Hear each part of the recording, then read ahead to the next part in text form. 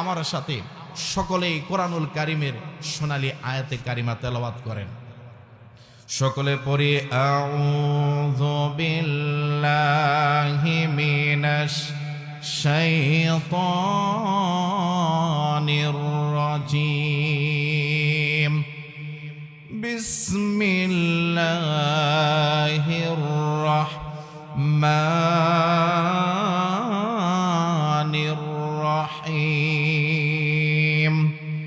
কুল্লু নাফসিন যায়িকাতুল মাউত। আল্লাহ রাব্বুল আলামিন বলেন, যার দেহের ভিতরে যার ভিতরে প্রাণ আছে তাকেই একদিন এই দুনিয়া থেকে চলে যেতে হবে। কথা বলেন ঠিক কিনা? প্রত্যেক জীব একদিন মরণের স্বাদ গ্রহণ করবে, এর ভিতরে কোনো সন্দেহ আছে? কথা বলে। এই দুনিয়াতে অনেক নাস্তিক আছে, অনেক মুরতাদ, অনেক কাফের, বেঈমান আছে যারা আল্লাহকে বিশ্বাস করে না কিন্তু মরণকে ঠিকই বিশ্বাস করে। কথা বলেন ঠিক কিনা? আল্লাহ রাব্বুল আলামিন বলেন, দুনিয়ার মানুষ শোনো, কুল্লু মান আলাইহা ফান। একদিন সব কিছু ধ্বংস হয়ে যাবে, কিছুই থাকবে না। থাকবেন একজন, তিনি কে? কথা বলেন।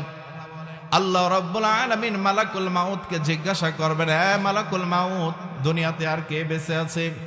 মালাকুল মাউত জবাব দিবেন, আল্লাহ আপনি আছেন, আমি আছি, আর আছে জিবরাইল। আল্লাহ তাআলা বলবেন, হে মালাকুল মাউত, জিবরাইলকেও শেষ করো।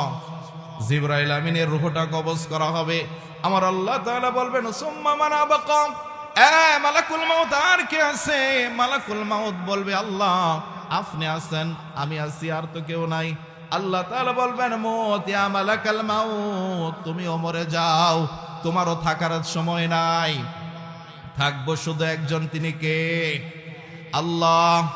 সম্মানিত হাজিরিনের জন্যই আমার আল্লাহ রাব্বুল আলামিন বলেন, কুল্লু নাফসিন যায়িকাতুল মাউত। প্রত্যেকটা প্রাণী যার দেহের ভিতরে প্রাণ আছে, যার দেহের ভিতরে জীবন আছে, তাকে একদিন মৃত্যুর স্বাদ ভোগ করতে হবে।